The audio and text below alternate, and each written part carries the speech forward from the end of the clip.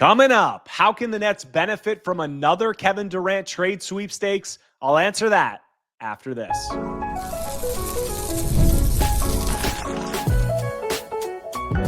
You are Locked On Nets, your daily Brooklyn Nets podcast. Part of the Locked On Podcast Network, your team every day. Welcome into the Locked On Nets podcast right here on the Locked On Podcast Network. It's your team, the Brooklyn Nets, every single day. I'm Erik Slater, Brooklyn Nets beat reporter for ClutchPoints.com. Thank you for making me your first listen of the day. This show is 100% free on all those great platforms. Today's episode is brought to you by Game Time. Download the Game Time app, create an account, and use code LOCKEDONNBA for $20 off your first purchase. And on today's show, I'm going to be breaking down how the Nets can potentially use their cap space and maybe even a key veteran to help facilitate a Kevin Durant trade and accrue more assets. And before we get into the specifics of what a deal could potentially look like involving the Nets, just want to intro where we're at with the KD trade sweepstakes. The Suns are reported to be motivated to get a trade done ahead of the NBA draft, which is just over 1 week away. And the reason that could involve the Nets is because we all know the Suns have been stuck in that second apron for this past season. And since they acquired Bradley Beal and his monstrous contract, in that second apron really has hamstringed them and hamstrings teams who are over that threshold, which is, a set amount above the salary cap and the luxury tax. And when you're in that second apron, it really enforces some harsh team building restrictions and some penalties. You're not allowed to aggregate contracts. You can't sign certain buyout guys. You can't use past trade exceptions. Your first round pick 7 years out gets frozen, isn't able to be traded. So there's just a lot of things that make it really difficult to build a roster if you're in that second apron. And with the Suns, trading Durant and trying to stay competitive, reportedly, they have no intention of trading Booker. So if they're trying to retool this roster around Devin Booker, getting out of that second apron will allow them to make a lot of moves that are going to be necessary in order for them to reshape what their team looks like. And the Nets, being the only team in the NBA with significant cap space this offseason, they can create over $50 million depending on how they handle some of their roster decisions. But that position is really advantageous for them because the Suns may need them to help get out of the second apron, whether they take on a contract in this KD trade, whether they take on a contract from the Suns, an unwanted deal, or they take on, a salary filler coming from the team who's getting Durant. Them being able to do that, them being able to absorb that into their cap space will be beneficial to the Suns and allow them to dip below that second apron. And in return, the Nets are going to want some assets. And this is something that I've talked about. We've seen Sean Marks do this. He has a history of doing this going back to 2017. He made some salary dumps. He did one with the Raptors involving DeMar Carroll. Obviously got D'Angelo Russell from the Lakers alongside Timothy Mozgov. He did another one where he got Alan Crabb from the Trailblazers. So he has a history of doing this. But this position, with them being the only team in the NBA with this cap space, with the Suns making this KD trade where they're presumably going to get some assets back and needing to duck below that second apron, it puts the Nets in position to be able to get something. And, ultimately what that's going to be is depending on the teams that are involved. So the teams that are reportedly involved in this, Kevin Durant put out 3 preferred destinations, and that is the Miami Heat, the San Antonio Spurs, and the Houston Rockets. The Spurs are reportedly atop that list, but they have been a reluctant team in terms of giving up significant assets for Durant because of their timeline. They have Wembanyama. They just traded for De'Aaron Fox, obviously. They also have Stephon Castle. They have some of these younger guys. It's on a different timeline than Durant. And the idea of them contending, even if they get Durant, it's a little far-fetched. So, them giving up significant assets at this juncture of their timeline might not make the most sense. So even though they're reportedly atop Durant's trade destination list, The Athletic reported that they are the least aggressive of those 3 teams reportedly. And the other 2 teams, the Miami Heat and the Houston Rockets, are reportedly actively engaging in negotiations with the Suns. Shams Charania reported today, he was on the Pat McAfee show talking about it, and he said that those 2 teams could be just a piece or 2 away from getting a deal done. And that piece or 2, that could be significant because, oftentimes, a piece or 2, what could that mean? That could mean anything. But They are actively engaged. They seem motivated, and the Rockets are closer. If they get Durant, they're closer to contending for a championship. The Heat are really in desperation mode where they need to just make something happen. So those are the two teams that seem the most motivated. And from the Nets, it's significant because all of those teams have some things to, offer that could be of interest to the Nets if they are to help facilitate, if they are to, help with the salary dump in that regard. And Nets fans really should be rooting for the price on KD to be driven up, because the more that the Suns get in this trade for Kevin Durant, the more that they have to offer in a salary dump. Because if you're looking at the Suns just doing a straight salary dump right now before this KD trade even happens, there's certain guys you're going to be looking at to be those salary dump guys. I think Grayson Allen is probably the main guy in his contract, which has 3 years left at around $17 million annually.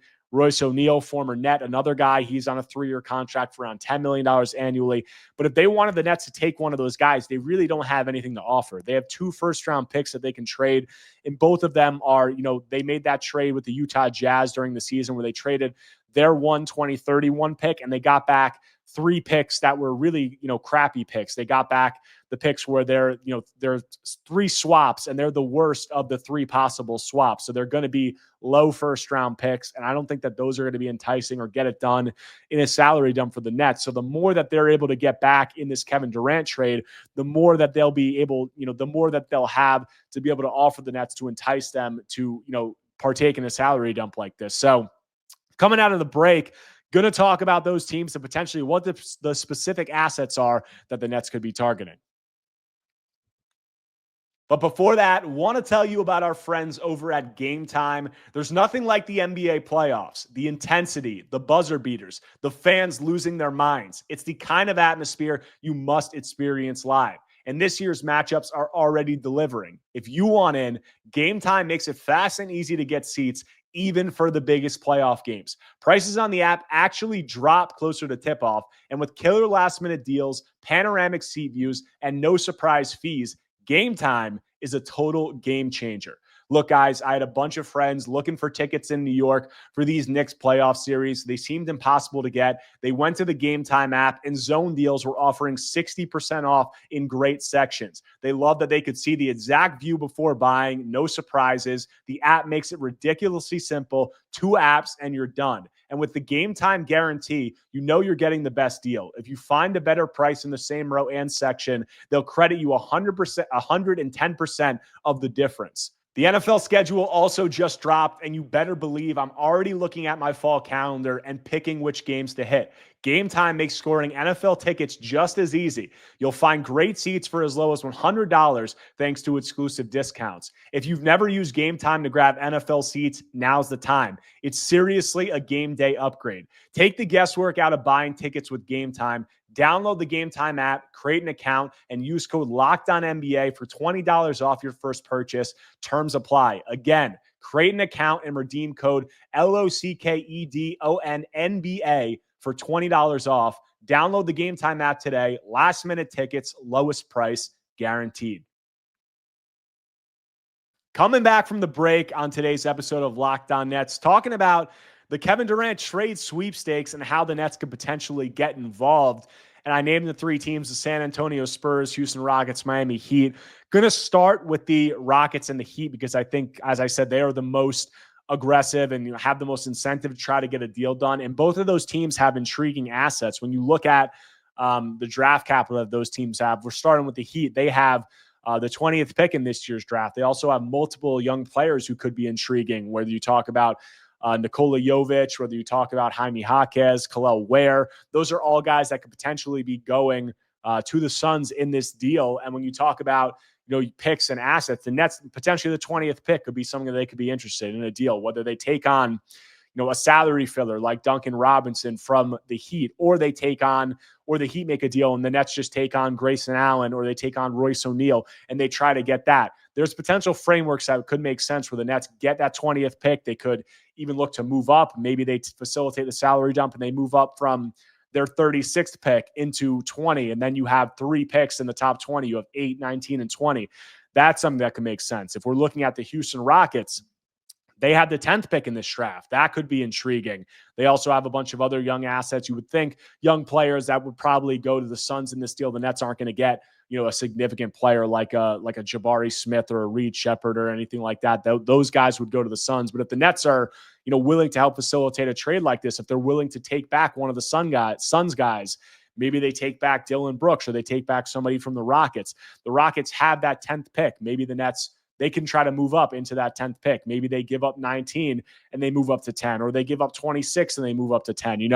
We've already heard some smoke about the Nets in that 10th pick with the rumor that Bob Windrum of Nets Daily put out, or the intel that he had. I had him on to talk about that, but that potential framework was Cam Johnson and 19 to get 10 from the Rockets potentially while taking on a bad contract. So that framework could fit into, the mold of this Kevin Durant trade. But Cam Johnson, I don't think is the most likely guy to go. I think Nick Claxton could be a guy who's involved in this. I'm going to talk about that more in the last segment, but that has been reported that the Suns want to get a center back in this deal. So if the Suns, maybe they get Khalil Ware back from the Heat, but if they don't get a center, if they're not able to get Ware, or they don't get a center from the Rockets end of this or the Spurs end of it, whoever, Claxton could be a guy who's involved, where maybe the Nets are giving up Claxton and they're getting back a piece of what the return is for the Suns, whether it be that 10th pick, whether it be the 20th pick, whether it be the Nets giving up one of their later picks and moving up to one of those picks. There's a framework that makes sense there where Claxton could be involved. Should they do that? I'm going to talk about that in a little bit. But the last team being the Spurs, I started with the Rockets and Heat because they seem like the more motivated teams right now. But the Spurs could be a really interesting team too, because they have a lot to offer. They have the 14th pick in this draft, and that could potentially be something. I put out a framework on Twitter, and it's also along the lines of, what I said previously with the Nets taking on Grayson Allen. But potentially there's a 3-team deal there where the Nets take on Grayson Allen. Maybe they move from 27 or 36 up to 14. Maybe Nick Claxton is involved in that, and there's other things that come into play there with the assets that the Suns are getting. But I do think that, or I don't even think, it's been reported that the Suns are obviously trying to stay competitive without control of their future draft picks, mostly. And if they're trying to do that, getting a center is going to be a priority for them. They've wanted, a rim running guy. They want that guy, that lob threat center alongside Devin Booker. And they haven't really had that this past season. So if Claxton's a name where you could involve him there and you can get back something really enticing, that's something that could potentially make some sense for the Nets. Should they do that? I'll talk about that coming out of the break to close the show. But before that, want to tell you about our friends over at Olipop. Olipop is a new kind of soda made for people who love the classic taste of soda, but want something that supports their health. With just 2 to 5 grams of sugar and 9 grams of prebiotic fiber in every can, Olipop is reimagining soda in a way that's better for your gut. Traditional sodas, guys, this, they're loaded with sugar, like 39 grams in a regular Coke, 44 grams in an orange Fanta. Olipop flips that script with just a fraction of the sugar, no artificial sweeteners, and gut-friendly ingredients like OliSmart, a blend shown to support digestive and overall health. It's soda that tastes like the real thing, but actually does something good for your body. What flavor am I trying first? It might be their cherry cola. It might be classic grape, or maybe even Dr. Goodwin, their Dr. Pepper dupe. There's nothing better than cracking open a soda that actually supports your gut health. Get a free can of Olipop. Just buy 2 cans in any store and they'll reimburse you for one. Head to drinkolipop.com/LockedOnNBA to claim your free can and find an Olipop near you. There's drinkolipop.com/LockedOnNBA. Closing out today's Locked On Nets episode, talking about the Kevin Durant trade sweepstakes and the Nets' potential to get involved while facilitating a salary dump. But it might even go past salary dumps. As I said in the prior segment, I think Nick Claxton is a player who very well may be involved in this if the Nets do get involved, because the Suns are looking for a center. The Suns are going to be desperately trying to stay competitive again around Devin Booker as they retool the roster while giving up Durant. And the Suns have been a team that are known to be aggressive. Matt Ishbia there is aggressive, maybe willing to make some rash decisions. He said that they have no intention of, rebuilding, of bottoming out or anything. They don't have their picks, but it just doesn't seem like a direction that he's interested in going. And with that, they're going to need a center. And if they're not able to get one in this Kevin Durant trade from one of these other teams, the Nets could be involved and they could help facilitate using Claxton and also salary dumps. They could do both of those things at the same time. But should the Nets be giving up Claxton, I said, earlier on an earlier podcast last week, when talking about whether or not the Nets should trade Claxton this summer. Obviously, it's always going to depend on the price, but I did say that I don't think that this is the best time to be trading Nick Claxton, given that he's coming off a down season. He battled some injuries last year. His production was down, and also he's on a descending contract. So in the final 2 years of his deal, it's going to be more attractive because he's at a lower number. Maybe he's playing better by then. And also it's just going to be easier to trade, as a matchable salary because his number of salary is going to be lower. The Nets front loaded it. So he made the most out of the most of any year of the contract in the first year this past season. Then this season, he's making the next most, and then it goes down into the final 2 years. So from that perspective, it doesn't make a ton of sense for this to be the time that you're trading Nick Claxton. Some would say that you're selling low on him. But the caveat to that would be if you get a team like the Phoenix Suns, who is kind of grasping at straws and is somewhat desperate to retool around Devin Booker, is somewhat desperate to get a starting caliber center like that, and they have potentially some of these assets coming in from the Kevin Durant trade, if you're able to even pick off one premium asset, potentially a premium pick in this year's draft, that could all make it worth it. So if you're talking about the Nets from that perspective, with some of these picks that I talked about, I'd be specifically looking at the Heat, or not the Heat, the Rockets and the Spurs. If the Rockets are giving up that number 10 pick in this deal and the Phoenix Suns want Nick Claxton, they want a ready-made player who can help them stay competitive around Devin Booker, there is a pathway where maybe the Nets get that 10th pick for giving up Claxton, and maybe they give up one of their later picks and they're able to move up using that. Maybe they also involve a salary dump. They give up Claxton, they take back a guy like Grayson Allen or whoever you want to say, and they can get that 10th pick and, whatever else. There are multiple frameworks, and there's a lot of different machinations of that where it could work. Same thing with the Spurs with the 14th pick in this draft. If the Nets are able to get a 14th pick up a second lottery pick in a draft like this, that is, just very well regarded. The deeper we get into the draft process, the more people are talking about, how deep this draft is, the quality of the players in it. I've heard, I said this on my podcast yesterday when I was talking with Derek Parker about late round gems and the guys that the Nets could potentially find. Several people that I've spoken to have said that this is the deepest draft that they've covered in, 2-3 decades. And that just speaks, obviously to the quality of player that you could potentially be able to get in the late lottery. So if the Nets are at 8 and they're able to pick up a second lottery pick like this, there could be some really good players available. And I think that's something that could be really enticing. And while giving up Nick Claxton at this juncture, it may not be the best time. If you're able to pick up an asset like that, you might not be able to get anything better than that down the line. A quality pick like that in a draft like this. And, also there's the angle of them obviously helping facilitate the trade with the salary dump. So Claxton and the salary dump angle of it are two things that can work in tandem. And I think it's something that there's just so many different possibilities of how the Nets should be able to get into this. I haven't said it yet, but I've been just going through different potential frameworks and looking at it between the three teams that could be involved in this Kevin Durant sweepstakes. I just think there's so many different ways that the Nets could pick up another top 20 pick, maybe even another lottery pick. Even outside of the Kevin Durant, we talked about the framework with Bob of Nets Daily with the Raptors and the Rockets, just in terms of maybe Cam Johnson being a fit there. If the Rockets want to go in a cheaper direction, they don't want to go and swing for Kevin Durant. Maybe Cam Johnson's a guy and you go from 19 to 10. That's a possibility. So there's just so many different ways that the Nets can look to get involved in this. And I think that there is leverage that they have from the respect of the Suns wanting to get out of the second apron. Some of these other teams, maybe needing the Nets to help facilitate these deals. And it's a position that, you're rarely going to be in. Talking about one team controlling all of the cap space in the NBA like this for an offseason, and also the Suns being in a position like this where they really need that team, depending on who they're trading with, but a lot of different scenarios where they're going to need that team. It puts the Nets in a really advantageous position, and it's one where I think they have a really good chance to come away with a premium asset for their troubles. So I think that's exciting from that perspective. And the prospect of Nick Claxton being involved is something that I definitely think fans should be monitoring, because I definitely think the Suns are going to be trying to come away from this deal with a center and also below the second apron. And those are two things, as I said, the Nets can help out with both of those. Those things could work in tandem.